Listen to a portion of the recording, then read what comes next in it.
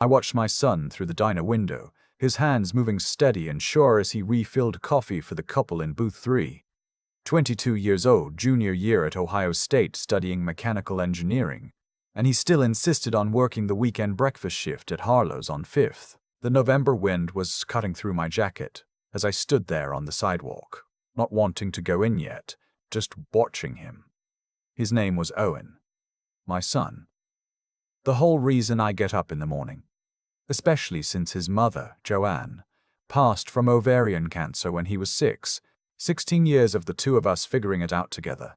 I work as a hospital facilities manager in Columbus. Good steady job. We never went without. But Owen never wanted things handed to him. He wanted to earn them. My phone buzzed in my pocket. It was my older brother, Scott. Hey, you and Owen still coming Thursday? Thanksgiving. We do too. I typed back yes before I even thought about it. That night over leftover chili, Owen asked if he should bring anything to Uncle Scott's. He wanted to make his grandmother's cornbread stuffing, the one I'd taught him from her recipe card, the one with her handwriting still on it in blue ink. He'd been practicing it for 2 weeks, getting the sage ratio right. I told him that sounded perfect. I didn't mention the call I'd gotten from Scott that morning. The other one. Not the text. The actual call, where he'd asked, quietly, if maybe Owen could just not come this year.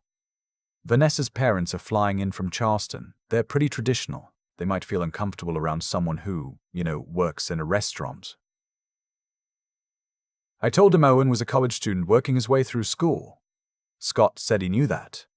But Vanessa's dad is old money. He notices things. The calluses on someone's hands. The way they hold a fork. I'm not saying Owen's done anything wrong. I'm just asking you to understand the situation. I said I understood perfectly. Then I told him we'd be there at 1:30 to help set up. I didn't tell Owen about any of it. He'd already ironed his button down. Hung it on the bathroom door with care. He told me he wanted to make a good impression on Vanessa's parents because he knew how much Scott had talked them up. He even looked up Charleston etiquette tips online, which made me want to put my fist through a wall, though I didn't let him see that. We drove to Powell on Thursday morning. Scott and Vanessa had bought a house there 2 years ago when her family's real estate investments started paying off. 6,000 square feet. A circular driveway with a stone fountain that gets covered in winter with a tarp. Owen commented on the tarp as we pulled in. That's funny. Why go to all the trouble of a fountain if you're just going to hide it 6 months a year? He wasn't being mean. That's just how he thinks. Practical. There were already 4 cars in the driveway.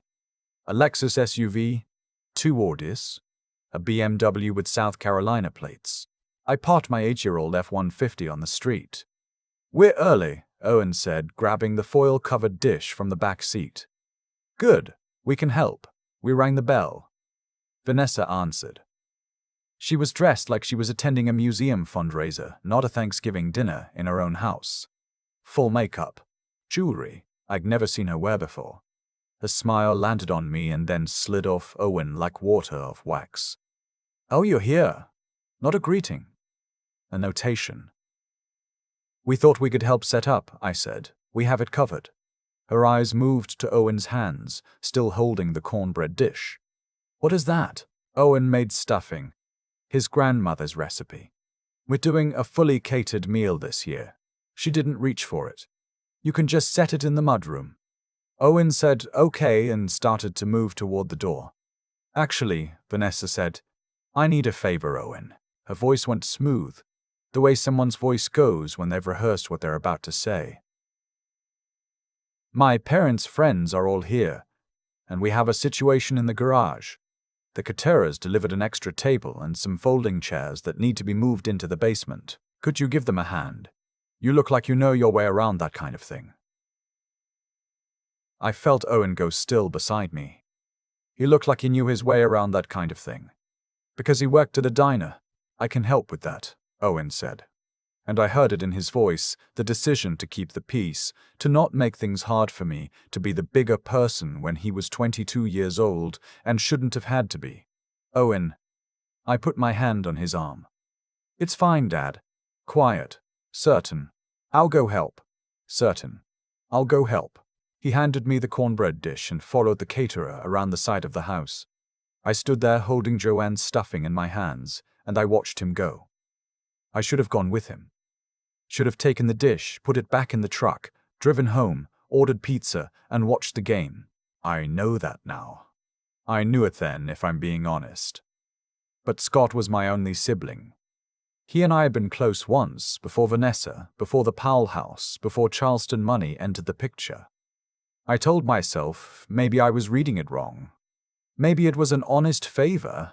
Maybe I'd walk in and it would all be fine. It was not fine.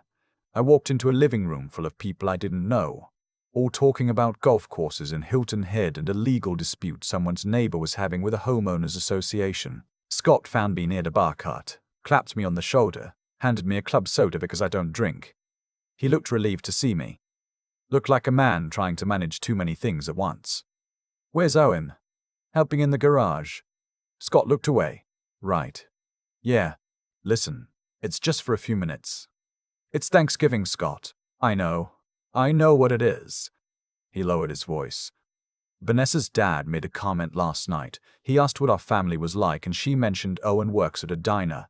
He said—" Scott paused. He said he hoped dinner conversation wouldn't involve trade work. His words, not mine. "Owen is an engineering student.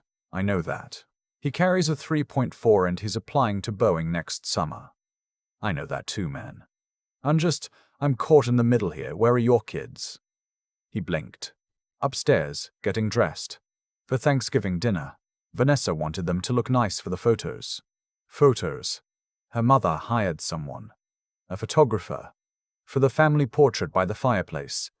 I set my club soda down on a coaster and walked out. I went through the living room, past the caterers, arranging everything on the dining table with a precision that felt aggressive, out the side door and into the attached garage. It was warm in there, I'll give it that. But it wasn't a place where a person should spend Thanksgiving. Owen was sitting on an overturned plastic storage bin near the back wall, where someone had pushed the extra folding chairs into a corner. The caterer was gone. Owen had his phone out, but he wasn't looking at it. He was just holding it. He'd taken off his button-down and was sitting in his undershirt because apparently he'd actually moved the table and the chairs and worked up a sweat doing it. "Hey, Dad." He tried to smile at me. "Got most of the way there." "The caterer disappeared," he said. "I figured someone would come get me when it was time." I sat down on one of the folding chairs. "How long have you been in here?" 45 minutes, maybe." He shrugged. "It's okay. I found a bag of those little chocolate Reese's cups in their Halloween bin. I'm fine." He held up the orange bag, half empty. "Owen." "Dad, don't. Please. I know what you're going to say, and I'm asking you not to. I don't want things to blow up between you and Scott. He's all you've got. He's not all I've got. You know what I mean." I did know. And I also knew the reason Owen was sitting on a plastic bin in his undershirt eating Halloween candy was because for the last 3 years, since Scott married Vanessa, things had been shifting. Small things at first, comments at the edges of conversation. Vanessa asking Owen once, at a birthday dinner, whether he'd considered a real career path. Her looking at his hands the way a jeweler looks at paste instead of diamonds. The Christmas 2 years ago when she gave Lily and Jace, her kids from her first marriage, these enormous gifts, electronics and name brands, and gave Owen a gift card to a gas station for $15. I'd thought it was an oversight. Owen had thanked her like it was exactly what he wanted. I asked him how long it had been going on. He looked at the garage door for a moment. "Since the beginning," he said. "She's never thought I was good enough. For the family dinners. For the photos. For whatever image she has of what Scott's life is supposed to look like." He picked at the edge of the Reese's bag. "I never told you because I didn't want to make it weird between you two. You used to be close." Every word landed like something falling off a high shelf. "You let yourself be sent out here because you were protecting me." He didn't answer, which was its own answer. I looked at my son, 22 years old, undershirt, Halloween candy, concrete floor. I thought about Joanne. I thought about what she would say if she could see this moment. I knew exactly what she would say. She would say, "Daniel, get up." So I got up. "Put your shirt back on," I said. "We're going inside." Dad, we're going inside, Owen. We're going to walk into that dining room, sit down at that table, and eat Thanksgiving dinner with our heads up. We have nothing to be ashamed of. You're going to cause a scene. Maybe. Scott's going to be furious. Probably. Vanessa's going to... Owen. I waited until he looked at me. Your mother worked 2 jobs and cooked dinner every single night and still found time to read to you before bed. She never complained. She never thought she was above any of it. She taught you that the way you do a thing is who you are. You get that from her. Don't you sit in a garage on Thanksgiving hiding it like it's something to be ashamed of. He was quiet for a long moment. Then he picked up his button-down shirt and put it back on. We walked into the side door. The dining room was set like a magazine spread. Long table, white linen, china. I'm certain no one uses more than twice a year. Place cards in little brass holders. I found mine, far end, near the kitchen. I found Owen's, not at the table at all. His card was on a small side table near the hallway, the kind of table you put mail on. I picked up both cards and moved us to 2 open seats near the center. Vanessa materialized from nowhere. Those seats are for the Hargroves. Then they can sit somewhere else. The seating was arranged. Rearrange it. Her eyes went cold and perfectly controlled, the way a thermostat goes cold. If you cause a disruption tonight, that is on you. I'll live with it, I said. Dinner started. It was a good meal, I'll say that. The caterers knew what they were doing. Turkey, prime rib, 4 kinds of sides, a sweet potato dish with the little marshmallows that Owen loves. He ate quietly. Tried to be invisible. Vanessa's father, a wide man with a red face and a pocket square, was holding court at the other end of the table about property tax legislation in South Carolina. His wife nodded at intervals like she was keeping time. They hadn't acknowledged Owen or me once. The conversation turned to jobs. Vanessa's brother-in-law asked around the table what everyone did. He was making conversation. I don't think he meant anything by it, but it moved around the table like a wave and eventually reached Owen, who said, clearly and without apology, that he was studying mechanical engineering at Ohio State and working at a diner to pay his own expenses while he applied to aerospace internships. Vanessa's father stopped cutting his prime rib. He looked at Owen the way you look at a word you can't pronounce. Lily, Vanessa's daughter, 16, who had barely looked up from her phone the whole meal, laughed a short laugh and said, "That's so random," then went back to her phone. Vanessa touched her father's arm and said something quiet. Owen looked down at his plate, and that was the moment I stopped trying to keep the peace. I said random is an interesting word for working your way through a top 10 engineering program. The table went quiet. Vanessa looked at me with a warning in her eyes. I kept going. Owen has a 3.4 GPA. He applied to Boeing, Lockheed, and a startup out of Cincinnati building drone delivery infrastructure. He pays his own phone bill, his own car insurance, his own textbooks. He bought new clothes for tonight with money he made serving breakfast to people who probably talk to him the way some of you are talking to him right now. Vanessa's father set his fork down. I don't believe anyone was being disrespectful. Your granddaughter laughed at him for having a job. That's a mischaracterization.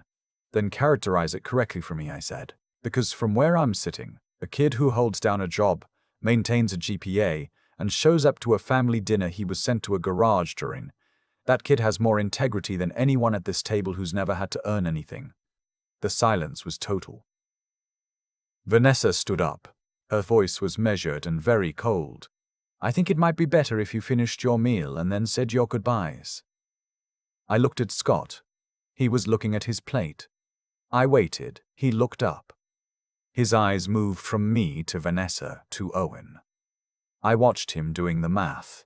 The same math I'd watched my father do when he stayed quiet in the face of something wrong because it was easier, because the cost felt too high. Scott said, "Maybe Vanessa's right. This isn't the time or place." Something closed in my chest.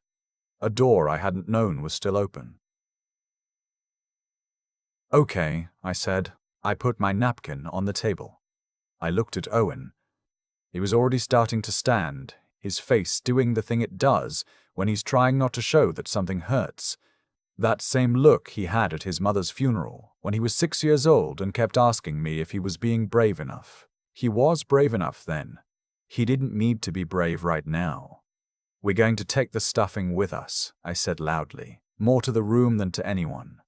"Owen made it from scratch from his grandmother's recipe. It's better than anything on this table and none of you deserve it."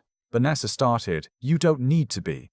And before we go, I walked to the sideboard near the entrance. Vanessa had arranged an elaborate centerpiece on it, a cornucopia, the decorative kind, with fake fruit and ribbons and dried flowers fanning out from a ceramic horn. There was a hand-blown glass pumpkin in the center of it, orange and gold, that she'd told Scott cost $400 at an art fair in Nantucket. She'd mentioned it at 3 separate family events. I picked up the glass pumpkin. "Daniel." Scott's voice, sharp and sudden. I looked at Vanessa. She was perfectly still. I set the pumpkin back down. I'm not going to pretend I handled everything perfectly that night. Picking up the pumpkin was the impulse of a man at the end of his rope, and I put it down because breaking it would have made me feel better for about 4 seconds and worse for the rest of my life. And more importantly, it would have given Vanessa exactly what she wanted, proof that we were the problem. So I set it down, and I said, "Owen works at Harlow's Diner on 5th. If any of you ever eat there, I hope he's your server. He's the best one they have. He'll treat you better than you treated him today." We left. Owen carried the cornbread stuffing out to the truck. We drove out of Powell in silence, the kind of silence that isn't empty, that's full of things being processed. We got 10 miles down the highway before Owen said anything. "You put the pumpkin back." "I put the pumpkin back." "I saw you pick it up." "I know you did." "Why'd you put it back?" I thought about it for a second. "Because she would have sent a bill." He laughed. It started small and then it wasn't small anymore. And I laughed too. And for a few miles on a cold Ohio highway on Thanksgiving, we just laughed until it turned into something else, and then back into laughing again. We went home. We heated up the cornbread stuffing in our own oven. We watched the game. We ate stuffing straight from the pan at halftime, and Owen said, correctly, that it was the best batch he'd ever made. Scott didn't call that night. He didn't call that night stay. A week later I got a text. Not a call. A text, asking if I'd be willing to talk. I said yes. We met at a Bob Evans halfway between his house and mine. He looked like he hadn't been sleeping. He ordered coffee and didn't touch it. He said he was sorry. I asked him if he knew Owen had been sitting in that garage for 45 minutes eating Halloween candy. He said he hadn't known it was that long. He looked like the number landed on him. I told him that wasn't even the part that mattered most to me. The part that mattered was Owen didn't tell me about 3 years of small cruelties because he was trying to protect me. That my son had been absorbing Vanessa's contempt for 3 years and eating it quietly because he didn't want to cost me my brother. Scott didn't say anything for a long time. "He's a better person than I am," he said finally. "He is," I said. "But that's not the bar I'm asking you to clear." I told him what I told him in that parking lot. I'll keep between us. But the short version is, I wasn't done being his brother. I just needed him to understand what had been happening in his own house. He had a choice in front of him about who he was going to be. Thanksgiving went to Christmas. Went to February. Scott and Vanessa went to couples counseling. I don't know the details and I didn't ask. What I do know is that Scott started showing up differently. He came to Owen's engineering presentation in December, just the two of them, and took him to lunch after at a diner. Owen's choice, not Scott's, and Scott didn't flinch. He came to our place in February for the Super Bowl, showed up with wings and an apology specifically to Owen that he'd clearly thought about, because it was specific. Not, "I'm sorry if you felt excluded." He said, "I saw what was happening, and I chose not to stop it, and that was cowardly, and you deserved better from me." Owen shook his hand and said, "I know, let's watch the game." That's Joanne's son right there. Spring came. Owen got the Boeing internship. Not Lockheed, not the drone startup. Boeing and Seattle Structures Division, which is the thing he'd wanted since he was 13, and built a model of a 747 from a kit, and kept it on his windowsill until it got dusty, and then cleaned it and put it back. I cried in the car on the way home from dinner the night he told me. Not in front of him. In the car. In the driveway. In the dark for about 4 minutes. He texted me from inside the house. "Dad, you okay? You've been in the car a while." I texted back, "Just listening to the radio." He sent back a single emoji. The one with the raised eyebrow. He knew. That summer while Owen was in Seattle, Scott and Vanessa separated. He told me over the phone, matter of fact, like he was reporting weather. He didn't seem destroyed by it. He seemed, if anything, like a man who'd been holding his breath for a long time and had finally exhaled. He said, "I think I'd been so focused on keeping her happy that I stopped noticing what it was costing other people. The people I actually love." I told him the cost didn't have to be permanent. I meant that. Owen came back from Seattle in August. Tan, thinner, carrying himself differently. That thing that happens to young men when they do real work that matters and discover they're capable of it. Boeing offered him a return internship the following summer with a pathway to a full-time offer pending graduation. He still works the weekend breakfast shift at Harlow's. I asked him once why, now that the Boeing money had given him some cushion, he didn't cut back. He said he liked it. He said the regulars knew his name. He said a woman named Mrs. Poole came in every Saturday at 7:15 and ordered the same thing and always asked about his classes, and he wasn't going to leave her without someone to talk to. That's the whole story, right there, in 2 sentences. Scott moved into a smaller place in Worthington. He sees his stepkids on a schedule that's still being worked out. He came over for dinner in October. Just the 3 of us. Burgers on the grill in the backyard even though it was almost too cold. We sat on the back porch with our jackets on and talked about nothing important for a long time, and it felt like something that had been broken had been set, not perfectly, but set. Before he left, Scott pulled me aside. "I want you to know I set up a college fund," he said, "for Lily and Jace. Real structure. They access it for university only, and they have to maintain a B average and hold a part-time job while they're enrolled. 15 hours a week minimum."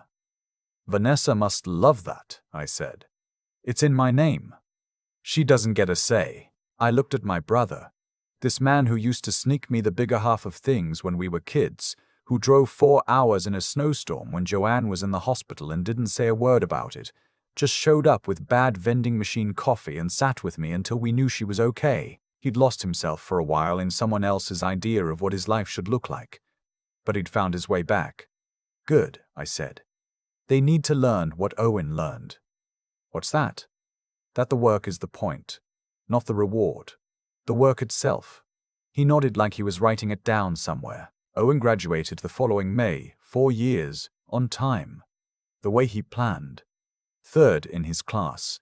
He walked across that stage in the Schottenstein Center, and I stood up when they called his name, and I didn't care who looked at me. The woman next to me started clapping too. A stranger, just caught up in it. He starts at Boeing full-time in July. He's already talking about going back for a master's in 2 or 3 years. He still talks about Mrs. Poole at the diner. He's already thinking about who's going to take his Saturday shift when he moves to Seattle. That's who he is. I think about that Thanksgiving sometimes. The garage, the Halloween candy, the button-down shirt Owen had ironed so carefully. I think about picking up that glass pumpkin and putting it back down, and how that 4 seconds was one of the better decisions I've made. I think about what my brother said to me at Bob Evans, that Owen is a better person than he is, and how I told him that wasn't the bar. The bar is simple. You show up. You do the work. You treat people like they matter regardless of what they do or what they earn or whether they hold a fork the way someone from Charleston thinks a fork should be held. You stand up for your kids even when it costs you something. Especially when it costs you something, because they are watching. They are always watching. And they are learning what a person is supposed to look like when things get hard. Owen knows what that looks like. He learned it from his mother first. I just tried to keep the lesson going. I think I'm doing all right. I've thought a lot about the sequence of events that led to Vanessa sitting alone in a house she can no longer afford to maintain, her marriage over. Her husband moved into a smaller place in Worthington that he says feels more like home. I don't take any satisfaction in it. That's the truth, but I do think there's something worth understanding in how it all unfolded, because it didn't happen randomly. Vanessa spent years building a version of her life that was entirely about appearance. The right house, the right cars, the right dinner guests, the right image of what a successful family was supposed to look like. And in service of that image, she was willing to send a 22-year-old kid to sit in a garage on Thanksgiving. She was willing to make a young man feel like the work he did with his hands was something to be hidden away, like a car that doesn't fit the aesthetic of the driveway. She made that choice consistently, over 3 years in 100 small ways, and then one large one. And the thing about choices like that is they have weight. They accumulate. They shape not just the people they're aimed at, but the person making them. She lost Scott not because I said what I said at that dinner table. She lost him because he finally saw clearly what kind of life he'd been building. The affair was the mechanism. But the distance had been growing for a long time. In every moment he chose her image over his own integrity. A man can only do that for so long before he stops recognizing himself. Owen never asked for any of that outcome. He just kept showing up. Kept his GPA. Kept his shift at Harlow's. Kept treating Mrs. Poole like her Saturday order mattered, because to him it did. He didn't do those things to prove a point or to outlast anyone. He did them because that's what his mother taught him a person does. You show up, you do the work, you treat people with the same decency regardless of whether they're handing you a check or handing you a task. And what I've come to understand, watching my son move through the world, is that the people who live that way don't need the approval of rooms full of strangers. They're already settled in themselves in a way that no amount of money or social positioning can manufacture. The hardest part for me to sit with is the 3 years I didn't see it clearly. Owen was protecting me, and I let him carry that. I told myself the relationship with my brother was worth preserving.